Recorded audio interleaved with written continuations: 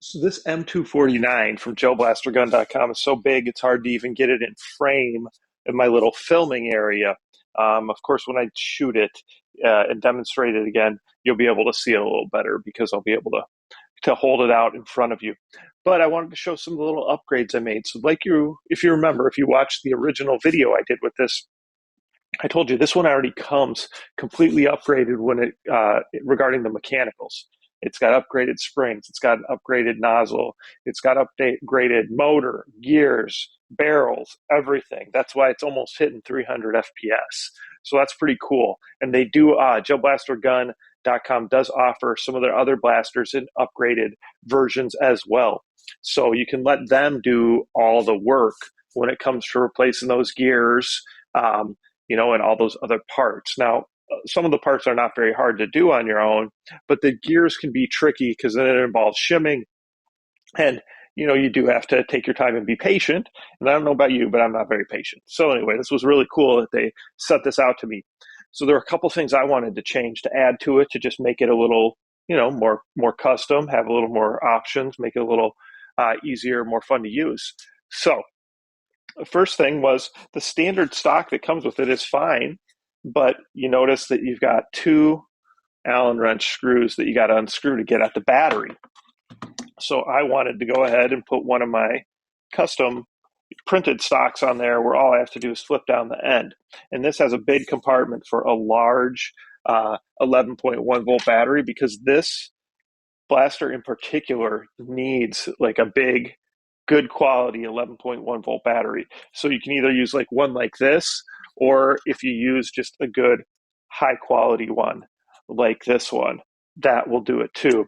But it won't work with the lesser expensive 11.1 volt batteries that we've seen that work great in a lot of blasters. But this one they won't work with this gun. So something to consider. All right. So that's why I went ahead here. I built this. So they had sent me an extra stock and I was able to customize it with, another piece I printed, and I did a pretty good job. It's not perfectly smooth, but it's really good because when you're melding and welding plastics, it's hard to always make them smooth, even after tons of sanding. This one turned out pretty good. Then they also sent a nice metal buffer tube. So I went ahead and used that metal buffer tube, screwed it on. This is just the little locking nut. So there we got the battery down here now, a lot easier to access. All right, so that's kind of what I did on that end. And then when we look up at the front here, you can see I've done a couple different things. So the standard bipod that comes with it is fine, but it's obviously plastic. It's not really heavy duty. So I had several really nice bipods, and I went with this one here. So this one, and it flips up if you go ahead and always got to remember how this one works. Well, this one, obviously you can adjust it. You can, adjust the bipod like that, right? And then there it is. Flips up like this on this one. All right, and then it can also turn and everything.